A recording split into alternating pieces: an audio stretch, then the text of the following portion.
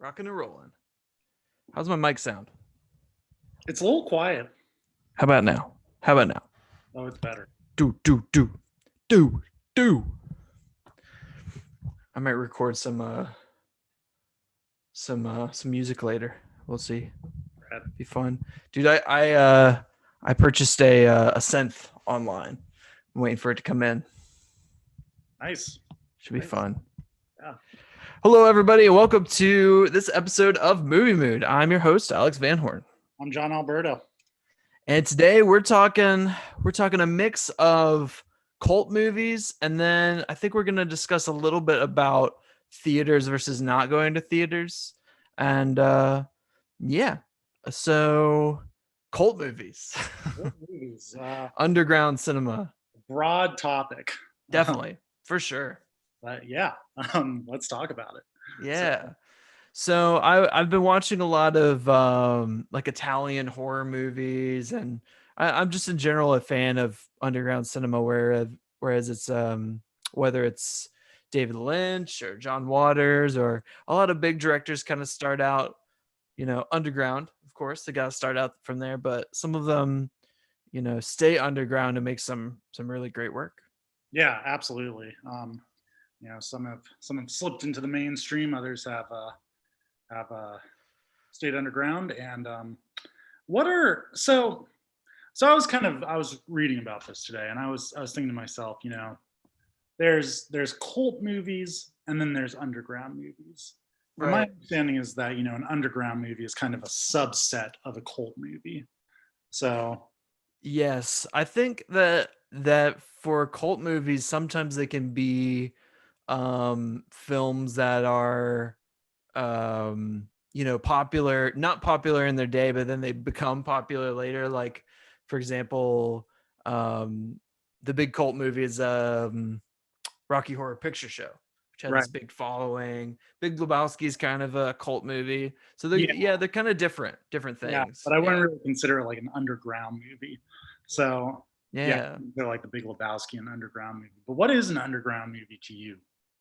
Underground, I guess it's just a movie in the best sense of like an indie movie that is done, with a shoestring budget, and is done with, actors who are there, who happen to be there, and are made for the love of it, and not for the money. Mm, mm, yeah, So I want to get straight into it. We could discuss that for a while, but we were just talking about a movie that we really enjoyed for one of the best underground cult, whatever you want to call it.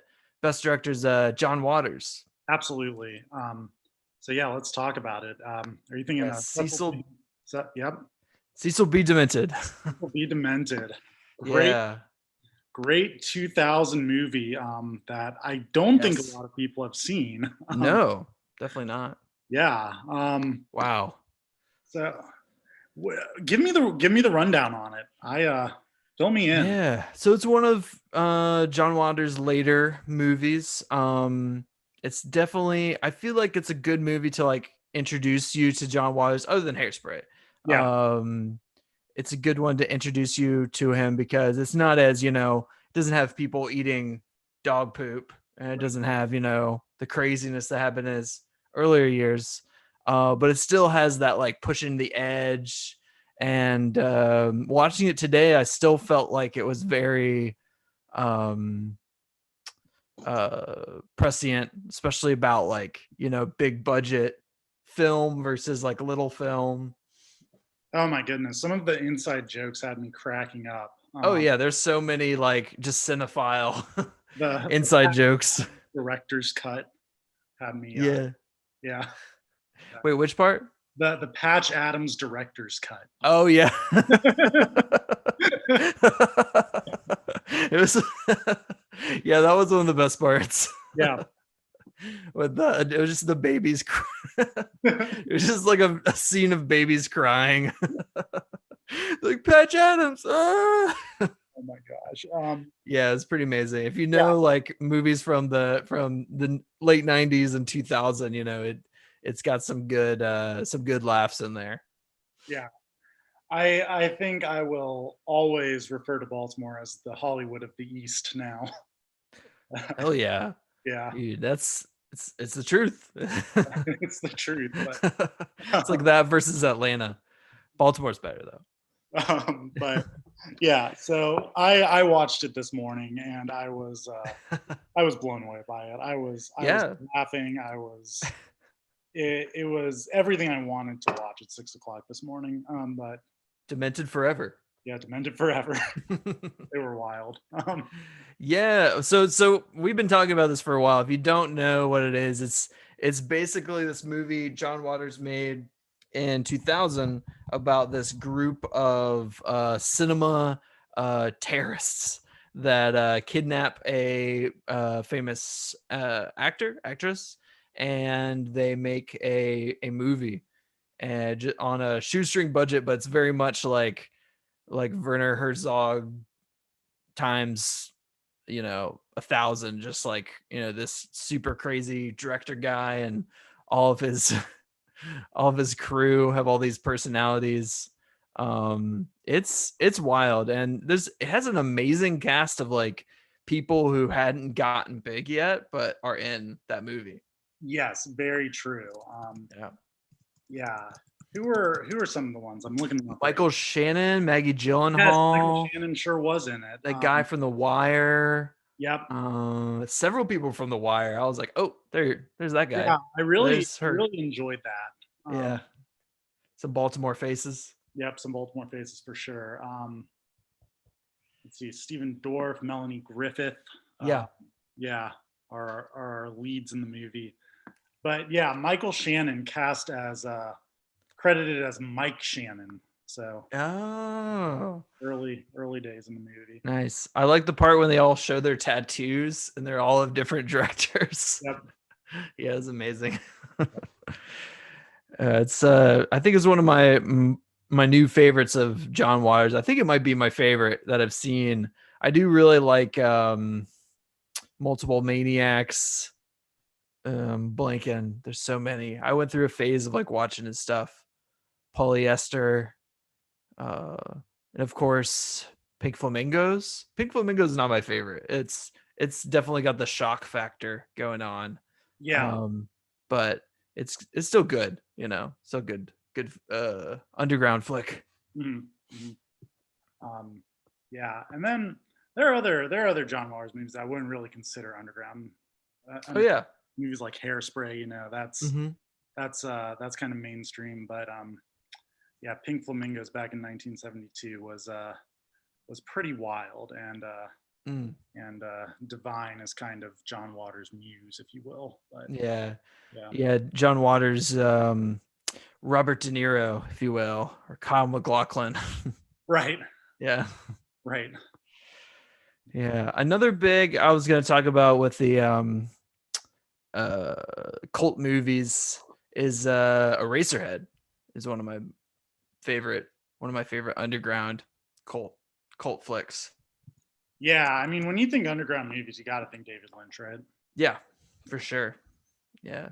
And he's a bit more, I mean, definitely Twin Peaks is for sure kind of a mainstream thing, but it's something that's like underground that snuck into the mainstream in a Mhm, way. mhm. But yeah, you look through his filmography. Did he make the Naked Lunch adaptation? Was that him? No, that was Cronenberg. That was Cronenberg. Yeah. Yeah, I know you like Cronenberg. I do like Cronenberg. I like Me Cronenberg too. a lot. He's one that's kind of in and out of the mainstream as well. For Um, sure. Yeah. I guess we could talk about um as opposed to underground or cult, we could say edgy filmmakers that we like. yeah, edgy filmmakers that we like, but cool. What's your favorite Cronenberg? My favorite Cronenberg is Come Back to Me. I bet it's Cosmopolis. I bet that's it. I do like Cosmopolis, but Yeah. I mean, The Fly is great too. Oh yeah. Oh yeah. I always forget about The Fly. Yeah. Yeah, The Fly is awesome. yeah. Cosmopolis is wild. There's a lot going on. Would you consider the Safdie brothers to be underground filmmakers? I think so. They kind of started out as underground. Yeah, I'd say so. Yeah. Their films are certainly not mainstream. No. No. Although I think Uncut Gems was a little bit more so than Good Time. They were Yeah, they were it kind of getting, it's they were kind of getting a big cast at that point. mm, NBA superstars, Adam Sandler. Um, KG. yep. Yeah, that's a good one. It goes, yeah, I love that movie. It's I almost think it's like a work of neorealism in a way. Yeah. It's it's so it's like a Michael Mann movie if it was like more realistic and batshit. Yeah, it's like it's stylized, but it's like stylized in a really different way. Yeah, for Yeah. sure. Yeah. But yeah, back to Cronenberg. He's made some good stuff, man. Yeah. History of Yes. Violence. That's a gem. Yeah, that's a wild one. I Mhm. remember I watched that in a class and there's that scene where like Vigo like bashes the guy's head in or something and it was just totally silent in this full classroom and this guy was like, "Is everybody okay?" I just remember that. I thought that was cool. Yeah. Um but I think my favorite Cronenberg is Scanners. Good choice. That's Yeah, along with The Fly, that would probably be classic old school Cronenberg, I would think. definitely. Yeah. Or Videodrome. Videodrome is like it's hard to watch though. That's a rough one. Yeah. But Scanners get your exploding head. Can't go wrong. Mhm. So, what do you think brings a underground movie or a particularly edgy movie into the mainstream? Like what Mhm. like like because like you think about a movie like Scanners or something like that, right? Yeah. And it's a movie that more people than not have probably heard of at this point, even if they haven't seen the movie. You know, they know a few shots from the movie. Yeah. It might be a meme by now. Yeah, Or yeah. GIF. So what do you think are kind of the qualities of these movies that kind of reach a broader audience eventually? I think it's for sure the star power. But also like if you think of like about a movie like Hairspray or I guess maybe Twin Peaks, it seems like it's like that edgy filmmaker is creating something that's just like it's flying under the radar. Like it's not totally being like, you know, um crazy and wild, but it's still there's still stuff that's there that's supposed to be challenging for a mainstream audience. And yeah, Hairspray is one of them. Twin Peaks in a lot of ways is at least the first two seasons. Yeah, and then like something with Uncut Gems, I feel like that would be definitely the star power because there's some big names in that one. Right. And I think it just has to do with yeah, getting the money and then making something that kind of does it. But it feels like Uncut Gems at least is still a bit of an underground movie. Like it still is hard to like it's I don't know. It's still hard to define in a way. Well, so are all those movies, I guess. They have their own special thing going. Did you end up watching any Italian horror movies? Not yet. I Yeah. I am working my way through a dense list Oh that's my going gosh, me too. today. So Oof. What have you been watching lately? so I watched two movies this morning. Oh, nice. I watched I gotta catch up to you. Cecil B. Demented, Yeah, and amazing. along the same lines as Cecil B. Demented, I watched True Lies. Oh, nice. Yeah, the uh, the James Cameron classic from '94. Nice. But Yeah. Other than that, I've been watching The Crown on Netflix. Um, Nice. because, I'm a very basic guy sometimes. Nice. Yeah, man. There's nothing wrong with Netflix. I love The Crown. It's good. Yeah, I watched the last season that came out just because I was hopping on the bandwagon. Nice. But I haven't watched a lot of the earlier stuff, but I've heard it's really good. Yeah. What about you? What have you been watching lately? I watched last night. I watched a Italian movie called Hands Over the City, which was it was pretty cool. It was like a neo-realist thing, but it had Rod Steiger in it, so it was interesting. He was like speaking English but being dubbed over, so it was odd. Hmm. But it was cool. And then I watched a dark comedy called A New Leaf, um, by Elaine May, which was okay. I wasn't that into it. The 1971 film. Yes, I think so. Yeah. It's okay. Very good. Yeah. Cool. And yeah. So I'm wondering, what do you think about how do you feel about cinemas not having been open, or have you gone to a movie theater in a while, or are you missing the movie theater experience? Oh, I do miss the movie theater experience.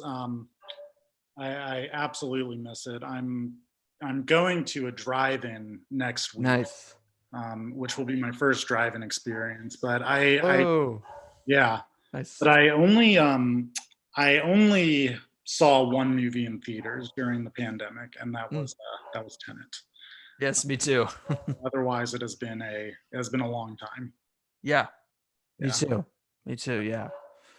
Um, yeah, I miss it as well. I think before the pandemic hit, I think the last movie we both saw was Invisible Man. Yes. Yeah, which was great. It kind of like caught me by surprise. Yeah. Yeah. I really enjoyed it. Mm. It's always refreshing to kind of go into a movie without too many expectations for it, Yeah. and then just come out really impressed by it. Um, Yeah. yeah, but yeah, so I know one of the things that we kind of wanted to touch on was um, movies at home versus movies in the theater now. Yeah. And with award season and everything like that coming up, and with the Golden Globes coming up, it's kind of different this year. Yeah, for sure. Having not seen a lot of those movies in theaters. Like I know one of the front runners is a movie called Nomadland, Yeah. which I will be watching on Hulu in the near future. Yeah, I watched it and I felt like I really liked it, but I felt like yeah, this year was really weak because we didn't have movie theaters. And yeah, I like Nomadland, but I wish I'd saw it in theaters. And there's another movie that came out on Netflix that was called The Dig, and I liked it. My dad is currently obsessed with it, watching it every day. But um, but I wish I'd seen that in theaters too. It just felt like it would have been nicer to see it with a group of people in a theater and just have like a whole experience. What do you think is like the big difference for you with going to a movie versus watching something at home, whether it be on a TV or a computer or on your phone even?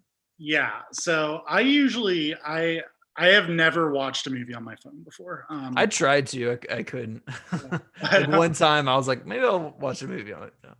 yeah, I guess for me, and I know this year, Warner Brothers is releasing all of their movies on HBO HBO. Max and in theaters at the same time. Right. So I saw Judas and the Black Messiah this year on HBO. Right. But it kind of loses that event perspective, like Mm. event feeling for me. Because I can Yeah. just roll out of bed, go over to my couch and throw on a movie and pause it when I see fit and do whatever. But Yeah. it's we've raised the point a couple of times that, especially when we're talking about Martin Scorsese, that you saw The Irishman in theaters. I saw The Irishman on my computer, and Yeah. You have two really different experiences with it. Like I thought it was pretty good. You loved it. So Yeah, I thought it was more like, yeah, it was more of a, cinema experience because you couldn't stop it. You had to focus on it. My dog is just barking so much. Shut up. Jack, of course, um you're interrupting this cinematic experience. having important um discussions here. but yeah, so yeah, I really enjoyed seeing The Irishman in theaters, and it was definitely a different experience rewatching it on TV on Netflix because I knew I could stop it and go to the bathroom and go get something to eat, check my phone. Right. Whereas with I think it's all about focus, in a little bit. Mm. Also, just being in that space, Like, I enjoy. yeah, yeah. I'm thinking of another Scorsese movie, Silence, and Yeah. I would have never watched that movie. Oh, I would have like yeah, it just wouldn't have happened. yeah, Like I would have lost focus. I would have, it would have been too heavy. Like I would probably be watching it in like half-hour increments. right. So, Yeah, you've been like, oh, do I want to finish this thing? mhm. Like, gotta go back, turn it on. That also makes me wonder. I wonder if, and maybe this is a silly thing to think, but I wonder if because where there's not so many like cinematic experiences that there are less edgy films or less films that take a risk. I wonder if that is something that is happening. You're saying because you think that you know more and more things are being released to a broader public via streaming services, what have you, that the market is kind of bringing people towards mainstream stuff on these sites. Is that what you're Yeah, saying? I think so. And Okay. also you have, um there's so many streaming sites also. Like if you want to watch one movie, you're like, oh, it's on Showtime. I gotta go over there, pay a subscription. It's I don't know, it's definitely a chaotic time for film, for sure. Yeah. Yeah. It's a weird time, and it's It's a chaotic time for everything, I yeah, realize. for everything. For everybody. It's going to be interesting to see like if movies get shorter over the next couple of years, just because we're almost in an era of TV shows being the thing that people watch now. Like people Yeah. don't go going to see a movie; they talk about the shows that they're watching and, Yeah. and binging. Like I've been watching The Crown, and Yeah. and I find it in this climate, among other things that are going on, I find it harder to focus on those longer epic movies. Yeah. Do you feel that way at all? Yeah, for sure. Yeah. Definitely. Like, yeah, I would like to watch, all these other big sort of artistic films, and then I'm just like, oh, I'd rather go play video games Yeah. or like watch some HBO or something. Um and I guess it just depends. But well, for me, I've kind of cheated a little bit. I bought a projector. So I've just brought the movies to me in a way. That's great. So I remember uh when I was younger, I kind of had this idea of like you can just create your own movie theater experience if you want to. Like you can get the popcorn and you can get a really nice TV or a really nice projector, and you can just have it at home. Yeah. Um but one thing I kind of enjoy going into a theater, and kind of the same thing with live music also. I really love the communal aspect of it, like being around people.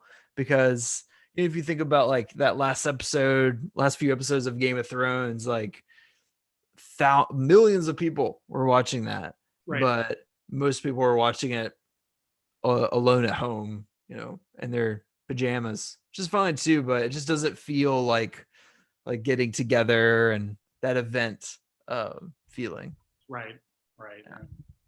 And I think that kind of community aspect is I don't know if it was overlooked before. I think a lot of people like that who like going to movies, but it's something that's certainly missed right now for sure.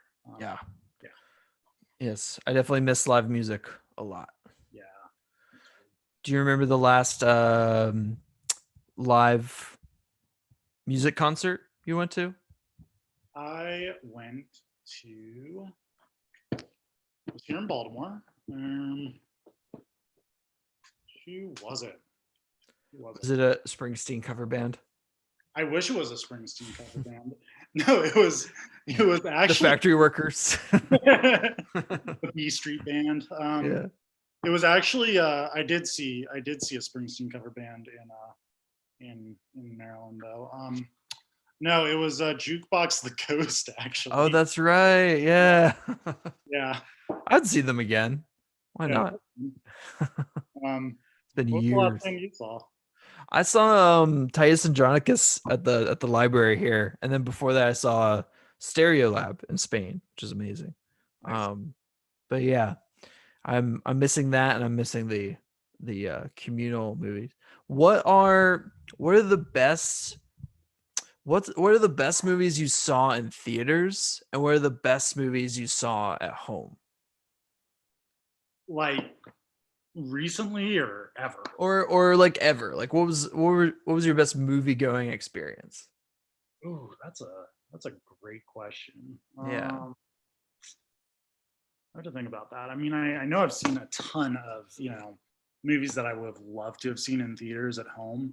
Yeah, for sure. Um, things like Lawrence of Arabia. Uh, Poseidon Adventure. yeah, the Poseidon Adventure. Who doesn't like the Poseidon Adventure with Yeah, Gene Hackman? Um, it's a great one. yeah, but movies in the theaters. I could think of like three. Yeah. What are yours? Um, I guess one of the big ones for me, I really enjoyed watching Election in theaters at a film festival. I just Mhm. remember it being very like I almost didn't know how I felt about the movie. It was very shocking. Um, but I saw that with Matthew Broderick was there afterwards and he talked about it. And that was a big like that was just a very powerful movie going experience. Um, one of my recent favorites was going to see Midsummer because Oh, I really liked Midsummer, but it was something palpable that you could feel in the audience, where you could feel people reacting to it. right. And it was the same thing with Uncut Gems, also. Like that scene where he's in the closet. Like if I watch it by myself, I'm not really that affected by it.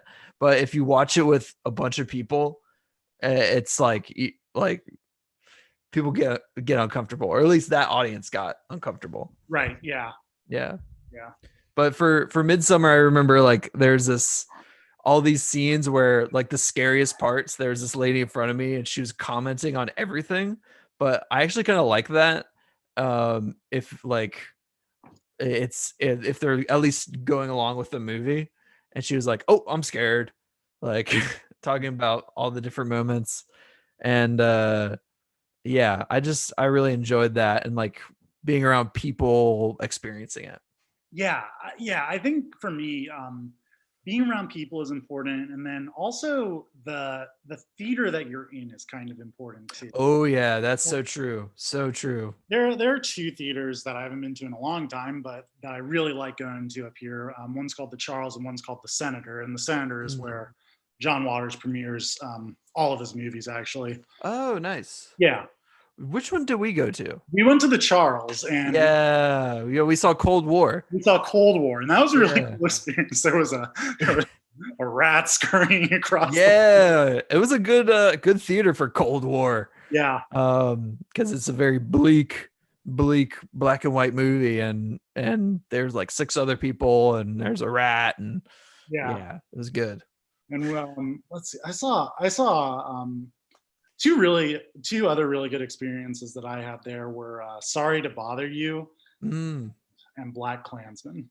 yeah. Yeah. I wish I'd seen Black Klansman in America when it came out because I realized I was kind of missing something being in Spain. Like I felt like I was when I saw it, I was like, oh, good superhero movie.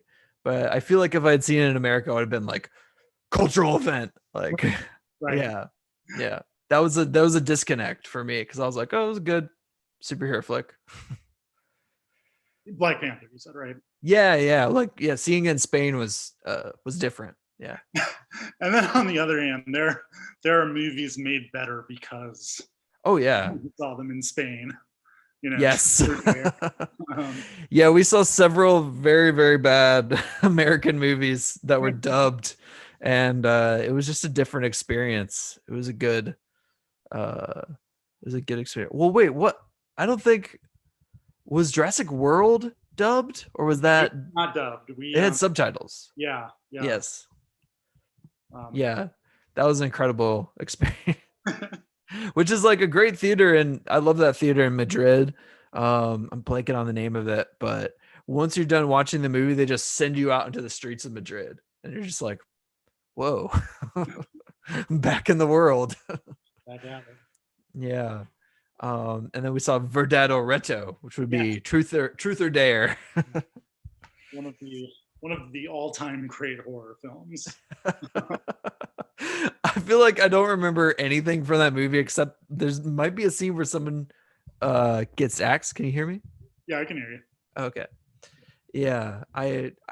Um yeah. I don't remember much of it except that it wasn't really that good. They got those silly smiles. That's what I remember. Yeah. Or did they like cut their mouths or something? No, Or I what think they was were that? just really big smiles. Like Oh yeah. it was, Very freaky. yeah, really good stuff. Yeah, there's definitely some big favorite theaters I've been to.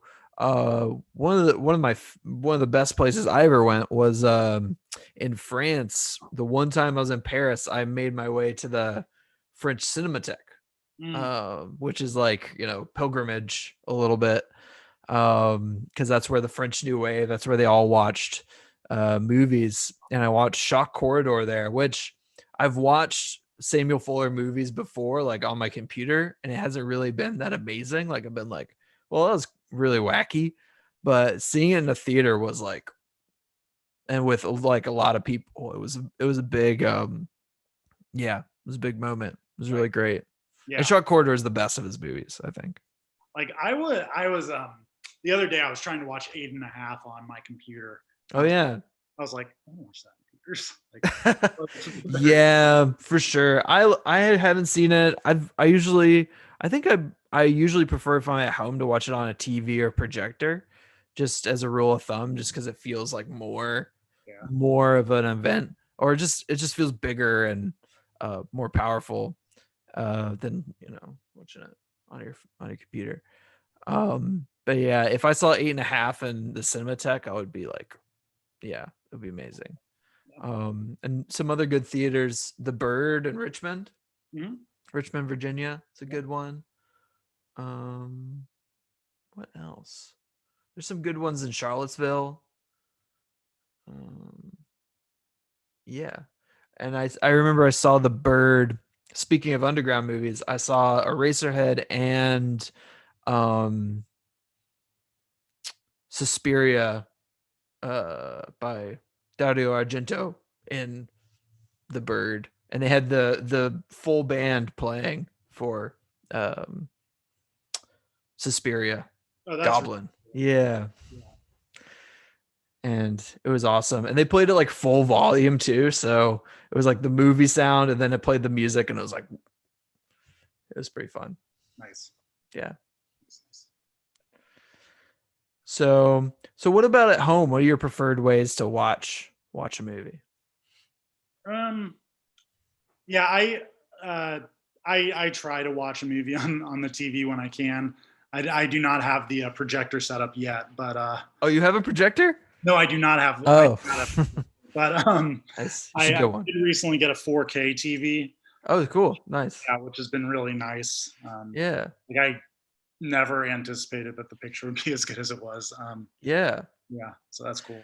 Do you ever prefer it to be like do you ever prefer it to be like less clean? Like to watch it like with more like to be not as good looking, or do you prefer it to be like 4K?